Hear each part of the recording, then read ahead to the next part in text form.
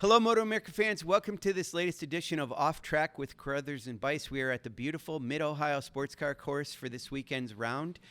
We've got 5 classes racing here, and I'm joined by our communications manager, Paul Carruthers. And we also have a legend in our sport and a guy that's an absolute renaissance man because he does so much for racing. Started out as a racer. Now he's working for Dunlop. He's racing this weekend with PS². Carl Price, our medical director's team, on an Aprilia RSV4 1100 factory. Taylor still races from time to time, and we're excited to talk to him about racing, tires, Michigan. He's from Lapeer, Michigan. Maybe even hunting, because I think he might still do a little deer hunting. Do you, Taylor? No, I've never been a big hunter, but... Oh, you got the beard for it. I knew you're in Michigan. I figured for sure you would. Okay. I don't hunt either. I've gone, and you get them in their sights. It's like, how can you do that? Yeah. How can you pull the trigger on them? We were talking earlier, and Jay Springsteen's actually from Lapeer, and he's a big hunter. So is he? Yeah. Okay. Big hunter, big fisher. Yeah, I really didn't know that Jay was from the same town as Taylor. That's pretty cool. I knew one of them was from there. Yeah, and there's also a Mini Cup rider now, Owen Jones? Smith. Alias Smith and Jones. Oh my gosh. Anyway, and you know him. You helped him. Yeah, he rides with my nephew, and they go to a little indoor go-kart track in the winter and ride. He has a flat track background actually, so yeah, it's cool to see. So racing for Michigan, there's a decent number of racers. I mean, did you know Thomas Wilson? Do you know Thomas Wilson? You know who Thomas Wilson is? I'm pretty sure he's from Michigan. He raced the VR1000 I went back too far. Okay. And you go back a ways. What year did you start racing? 88? Well, I was born in 87. Oh, God. He was a phenom at one. It's amazing because you seem like you've been racing a long time. But I've been around. That's still a pretty long time. Yeah, it is. It is. But you came down here. Were they doing the Grand Championships here? Yeah, so when I was started racing on an RS125, and we had a R6 when I was 15. Wow. Yeah, we used to come here, and they did the Grand National Championship and the Horizon Award and all that. So, yeah. Who won it that year? Blake Young won it that year. Blake Young. We were at a race in California, and I had to fly back, go to school, and my parents were driving the motorhome with the bikes here, coming down the mountains. The brakes caught on fire. Then they were late, so I was here and missed all my qualifying. So I started from the back of the grid for all those races, and Blake won them all. But there was one race, something happened to him. He missed the start, and he started in the back with me, and I beat him. So I'd like to think I would have gave him a run for the Horizon Award. Yeah. But Sounds like you would have. Yeah, circumstances. That's Yeah. unfortunate. Did you know Blake at that time? Yeah. Oh, you did? A little bit. Yeah. I think we had crossed paths, maybe ice racing.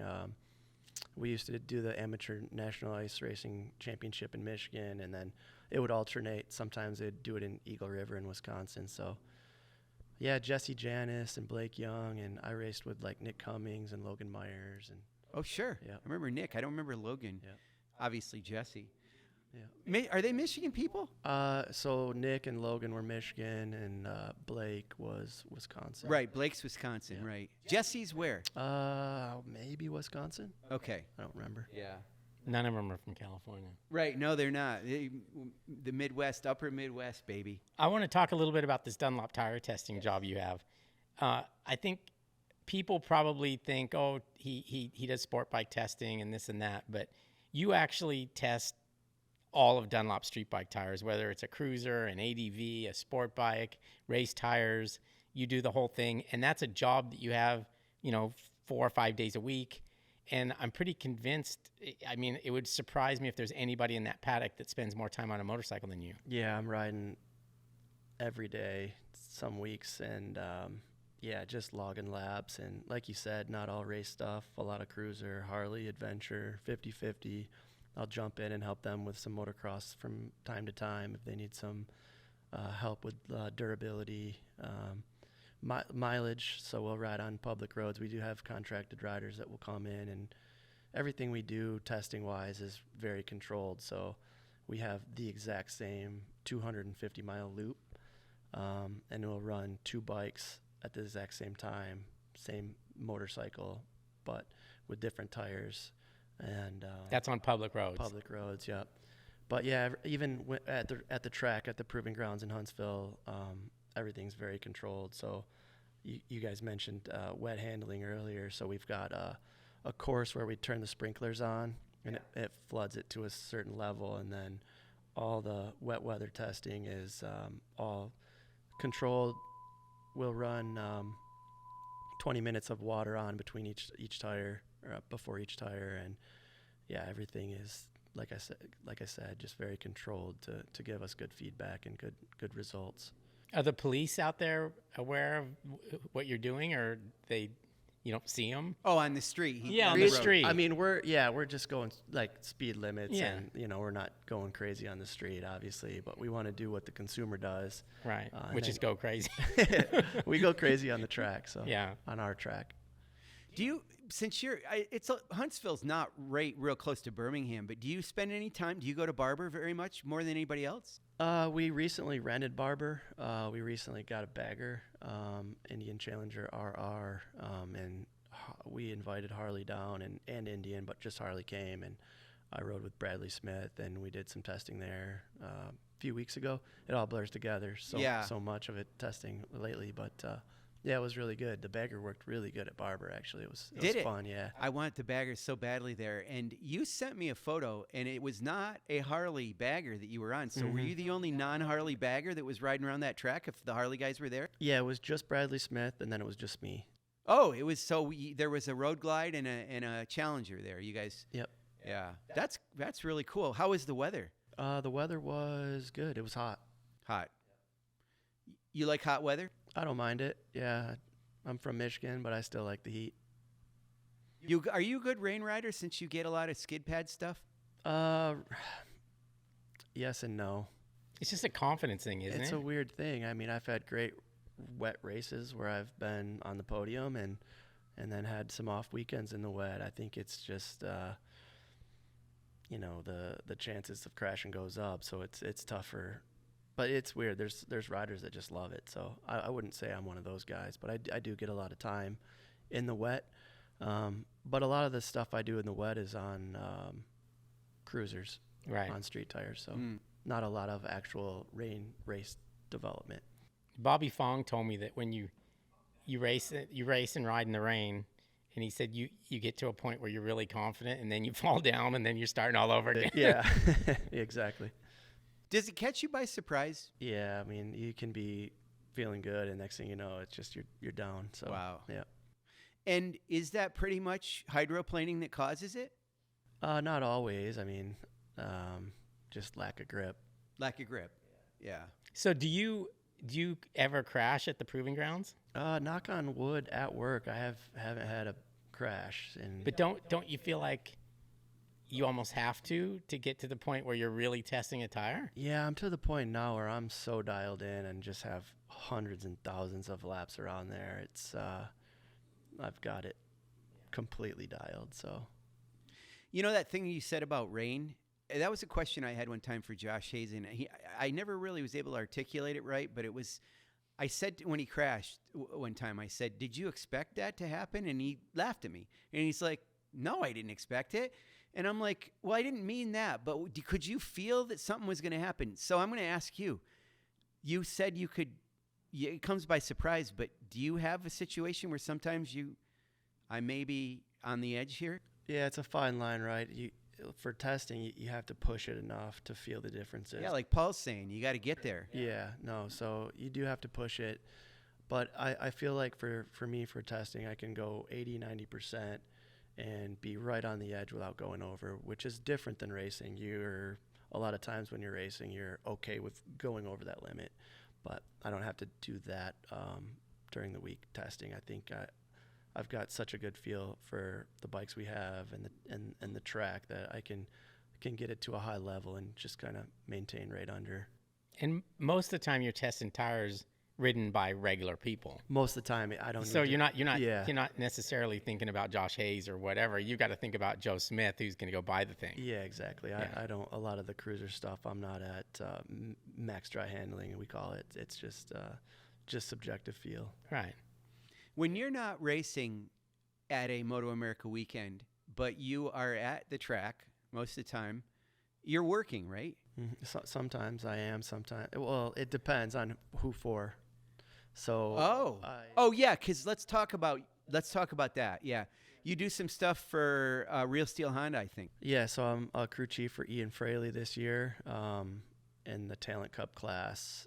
So it's a new role for me, and so on the weekends, on my days off, I'm right back to the track and in a different role. So that's been fun. It's been a learning experience for me, taking kind of what I've learned from I've been fortunate to work with some really good crew chiefs and try to take little pieces from what I've learned from them and apply it to the new generation. So yeah, it's been fun.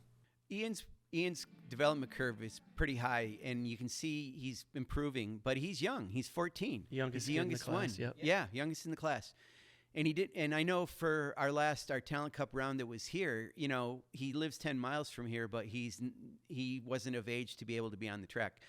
And I remember talking to you at VMD about that and the fact that, you know, what's the thing that you're trying to work with him the most. So tell us about, as you work with him, is it confidence with him? What are you trying to get him to do? Twist the throttle more? What is it? Yeah, there's a few things. Like for him right now, first of all, the class is extremely fast. So every kid in that class, I don't know, you know, a lot of times us looking in, they're new names we don't know, and we don't know at what level they're at. We just know, you know, their lap times or whatever. But, you know, even me riding the bike, it puts it into perspective. These kids are flying, and yeah, so they're all very fast. But for Ian, track time, rider feedback, going over data.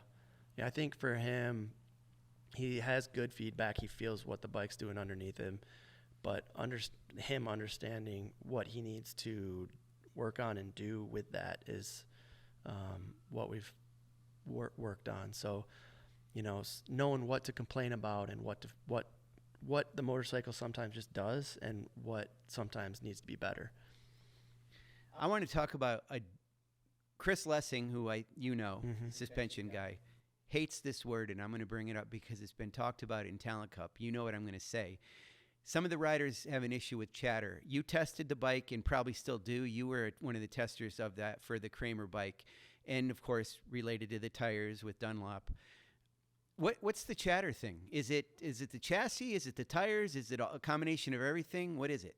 Yeah, it's a combination of everything. It's anytime you get chatter, it's tough to solve. But that bike is so light. It's extremely light, and it's a proper chassis, so it's, you know, it doesn't have a lot of flex and just translates a lot into the tires. And yeah, chatter's been an issue for sure, and it's chatter's always hard to solve. It's one of those black magic things.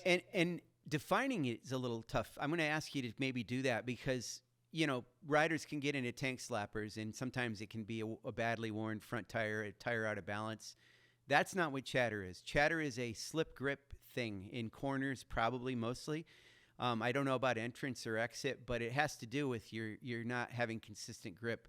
And does it cause a shuddering in the bike? And you can get chatter in the rear end, not just the front. Am I right? Yeah, I mean, you can get chatter that starts from the rear and transfers to the front, and you're feeling the front chatter, but a rear suspension change can solve it, or a rear pressure can solve the front chatter. So yeah, chatter's always tough. It's very confusing. But yeah, like you said, it's just that slip grip sensation where you have sometimes too much grip, and then when it breaks loose, it's trying to grab again, and then it just sets it into a motion. Does the bike move a little bit sideways? It usually stays in one spot and then just wants to walk away from you. Oh, I see. So is it on corner exit? A lot of times, like when the tires are loaded, it'll chatter kind of offline. So you'll want to stick to one line, and it chatters offline and kind of chatters wide. Mm. It's a gremlin, right? I mean, it's tough to the point where you identify with the fact that people don't want to even talk about it sometimes. So, yeah. How much do you wish you would have had a bike in a class like the Talent Cup and the Kramer when you were young? I mean, I bet everybody in the paddock down there wishes they did, because it would have been a pretty cool tool to learn on. Absolutely. So I was thrown right to the wolves when I started. Man, and when I turned 16, my first race was at Barber, AMA Pro. Well, maybe the second year ever going to Barber. I want to say it was 2003. Wow. And it was extremely stacked. I mean, there was multiple factory supported 600s with guys like Jamie Hacking and Miguel Duhamel, and just, I mean, I could probably name 12 factory bikes right there. So, and I was just, I probably wasn't ready, but yeah, to have the classes they have now with even Talent Cup and Twins Cup and all these classes these young kids can, and Mini Cup, start young and transition in, it's such a better path than what I had back then. So I think the youth is looking good. I'm glad that MotoAmerica has the Mini Cup now, and this feeder system is hopefully going to find that talent that will get him to MotoGP again. Yeah, and I think the riding style is different now. Not necessarily the riding style, but the riding a production bike that moves around. I mean, that was good for MotoGP when they were like 500s and stuff. That's why Eddie and Wayne and Freddie and these guys had such good careers. But now it's more like a Talent Cup bike where they're in line, really rigid, and that's kind of what the kids need today if they're going to keep going to the to Moto 2 or Moto 3 or what have you. Absolutely. I think the Kramer's been good for these kids. It's got a lot of adjustability, triple clamp adjustments, swing arm pivot adjustments, and ride height, and electronics, and getting them used to the electronics at a young age, and being able to have the ability to see the data and learn that at a young age is something I definitely never had. So I think it's good. It's funny. So it seems like I imagine it started in MotoGP, probably Valentino Rossi, but the dangling of the leg, it's something that, these guys do, and we see it tons all the time in our series now. They'll put that boot down and instead of their knee. But you were a pioneer of that, but it wasn't the inside leg. It was the outside leg. Do you still do that? Still do that, yeah. Well, I think I asked you this one time. It's like a counterbalance thing or something. Yeah, what is it? Yeah.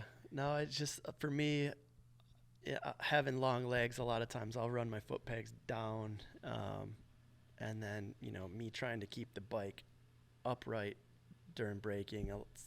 It started as my foot kind of slipping off, and then just kind of using it as a counterbalance, and it's just a style that developed for me. So yeah, I don't know anybody else that does it with that leg. there's a few riders that do it. I actually Sharon Marias yeah, used to do That's right. You're right. He did. He Yeah. actually would do both legs all Yeah, the so time. that was a short thing with him instead of a tall thing with you. That's hilarious. Well, we know Heron did it one year at Barber when his feet got hot, but that was a Yeah. different issue altogether. So let's talk about this weekend. How did you get this ride? And you're riding, I think, except for at one time there was a Super Hooligan Tuono, but it's essentially the only Aprilia, certainly in Stock 1000 and in Superbike. So this is going to be unusual. Have you ridden an Aprilia before, and how did you come to get this ride? Yeah, so I've ridden them in the past. I actually raced one in the British Superbike Championship in 2012, 11 or 12, in Stock 1000. And I've got to ride this bike at just like a short shakedown test, and it was good that we got to do that and got to feel how the bike feels. There was some things we needed to work on. One was the bottom end power delivery was really weak, and running the stock ECU really limits us there. So this is a track where there's a lot of corners, like 90-degree off corners, so torque's important. So hopefully we'll have some things to improve on that to help us get up there. But yeah, I really like the bike. I really like the program. So I didn't know Carl Price very well or Cory Ventura very well leading into this weekend, but I did liked the program from the very beginning. I was excited to see the pairing for them and this little team. And actually, I was going to reach out to both of them and just let them know how happy I was to see them out there, and then let them know, hey, if you ever need anything, let me know. And then I just got busy and didn't text them. And then it just happened that, unfortunately for Cory, he got hurt, and here I am. So, but yeah, so far I've got to meet the guys, and they've brought Gene Burcham in this weekend, and just always really enjoy working with Gene. Gene's really good. And I worked with Gene on the Vance and Hines team, and actually I've done some racing with Gene where we were teammates. So we've won an endurance race together back in... Wait, Gene raced? Yeah, Gene raced back in the day, and actually pretty recently here. So I didn't remember that. I thought he was always a crew guy. No, Wow. Gene's a fast road racer, and Wow. actually his background is motocross dating way back. So he remembers racing with my dad, and it's kind of cool that he used to race with my dad, and then I rode on a team with him, and we won the endurance in, I think it was 2017. That's very cool. That's so cool. I was talking to Mark Young last night at an event about the fact that there are so many guys in this paddock that work in crews that are either were or still are damn good racers. Mm-hmm. You're one of them. I mean, you work for Dunlop. You still actively race, but there's so many of them that there's such talent. Is it hard for you to work with somebody and not be the one that's racing? Oh yeah, it's a totally different feel for me being here on the other side. Yeah, it sparks a whole different excitement walking and driving through the gates. I enjoy both. I enjoy it all. I enjoy the work. I enjoy trying to make the bike better from either side. But there's something about being on the rider side that just sparks something a little different. Yeah, the feeling's just different, I would imagine. Yeah. This Aprilia, it seemed like it was a long time trying to figure out if it was going to be in, how it was going to be in, what they were going to do to it. And I've only heard basically rumors and things. At one time, I think there was some testing of it without it being able to run any intervention. Are you able to have intervention on this? Do you have electronics for this bike in this class, Stock 1000? It's a completely stock ECU. So you can use traction control and the stuff that they have? Yeah, it's got the stock stuff, but it's probably a little too intrusive. It would slow you down. It slows the bike down for sure. So turn it off. Yeah, we've turned it all off, and I think, oh, you have? Yes, we're racing. Hopefully we'll be racing with it all off, and I think even with it off, there's still some intervention in there. So, yeah, that's actually. I mean, it's an amazing bike, but if there's a limiting factor, it's definitely the stock ECU on this bike. Okay, you may know about this, but a couple of years ago, Ashton Yates rode that Aprilia, and I think they shut all the electronics off, and it didn't go so well for him. So I thought, well, if you take it all off, you're losing some safety features there. You don't have that problem. No, I mean, I remember coming up through with nothing. So, yeah, it's sometimes you can confuse yourself with a lot of that stuff. It's my approach coming in was, let's turn all of it off. Let's feel the chassis raw, because back in the day we didn't have all this stuff, and that was where the focus would be on, right? Like if you're lacking grip, you work on the shock. So feeling the bike kind of raw and getting the best out of the chassis first, and then slowly introducing the TC. And sometimes you can't feel it. It just kind of numbs it down, and you don't realize, you don't know, like, okay, is this my wheelie control? Is this my traction control? Is this my throttle map? Is this my engine map?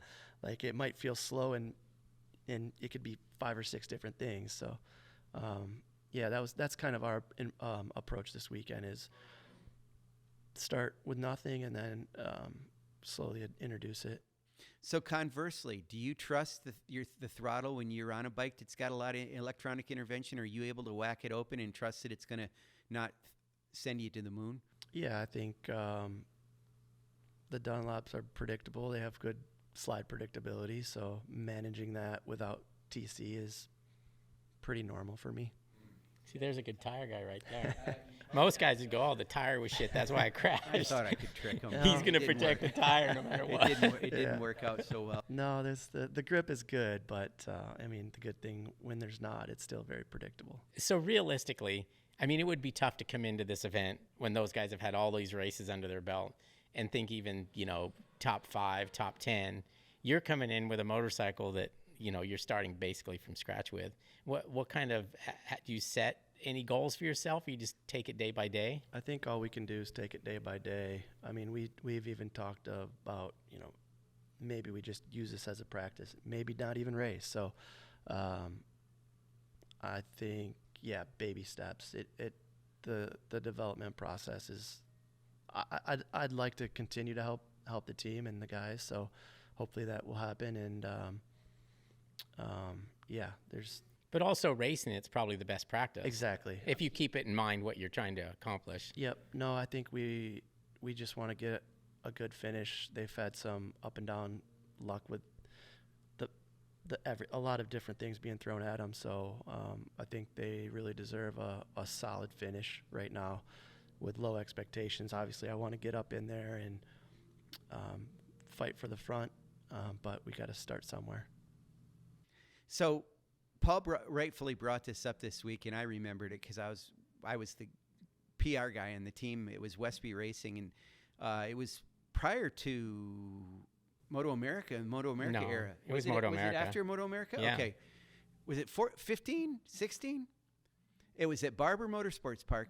You put the Westby Racing, yes, it was afterwards because it was after Dane. And I don't know if it was after Josh Day, but you can tell us. You were a fill-in rider, and you put that bike on the pole, and it was pretty exciting stuff, and then a few things changed in the race. But tell us about that weekend. Yeah, so that was after Dane, and that was 2016. And then, they also had some up and down luck, and they had Josh Day on the bike, and he had an injury.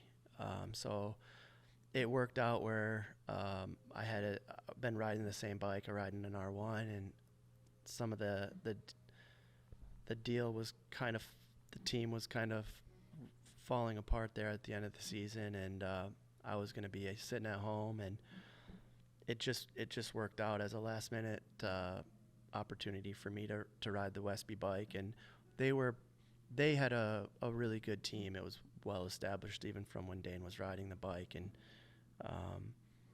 it was a crazy weekend for me. I mean, just to get to work with those guys, Ed Sullivan and John Cornwell and all those guys were like top notch, and they had an amazing motorcycle, and their strategy, keep it simple, everything was perfect. So it was going really, really, really, really well, and got out behind Cameron Bobie in qualifying back when we had we had really sticky qualifiers that didn't last very long, and I thought I was going to run out of time on the clock, and I happened to be pulling out with Bobier, and I was like, I don't want to hold him up. We're both kind of tight to get it in, but I couldn't waste any time, so I kind of went right behind him, let him go. He was on a super bike. I was on the Super Stock 1000, and I got behind him, and honestly, I thought we had messed up. It felt really slow. And it was the time. I kind of ran up on him mid-corner, and I'm like, oh, no, we're both – I can't pass him. But I think that we're not going fast enough.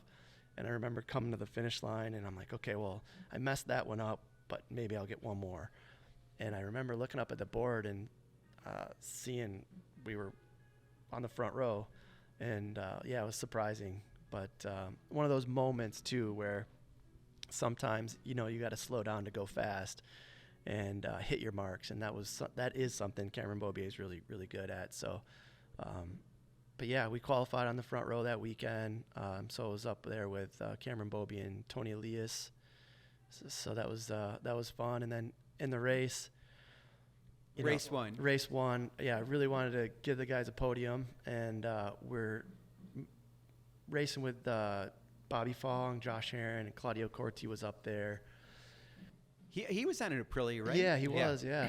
And I think maybe he had a big crash in the second to the last right-hander. or maybe right in front of me or right behind me. And so I think it left it to kind of me, Josh Heron, and Bobby Fong. And I had kind of stuck to Josh the whole race. And my plan was to make a last lap pass on him. And Bobby had a different plan and stuffed it up underneath me on the last lap. So we lost a couple bike lengths, and I knew I needed to close the gap to make a move on the last corner. So I got a little ambitious and took a little bit too much out into the museum turn, closed up to the back of him, but tucked the front. So, yeah, it was unfortunate.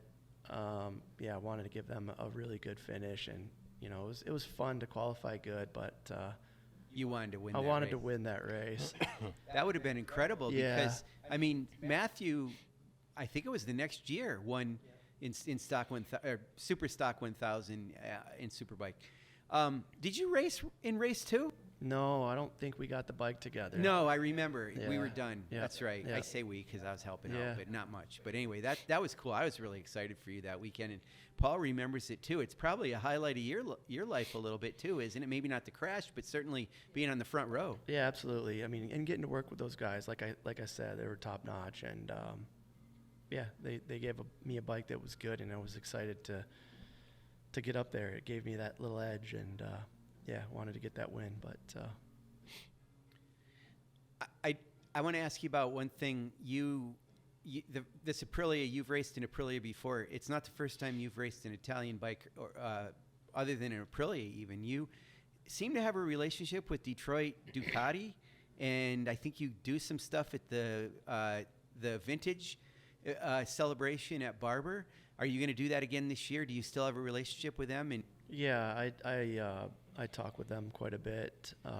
Ducati Detroit, and a few years ago I rode one of their Panigale 1199Rs, and yeah, that was a really fun race. That was actually Ben Fox helped us that weekend, and we qualified on pole, and Tommy Bridewell came over from the British Superbike Championship. I didn't know that. Wow. He was in that race, and Wow. Jeff May was in that Jeff, race, yep. and Danny Eslick was in that race, and Chris Fillmore. So it was a lot of good names there, and there was good money on the line. So that was really fun. We won that, working with Ducati Detroit. And I've always enjoyed riding the twins and that style bike. Actually, here, Mid-Ohio, 2009, I was one of the first riders to ever ride the Buell Superbike.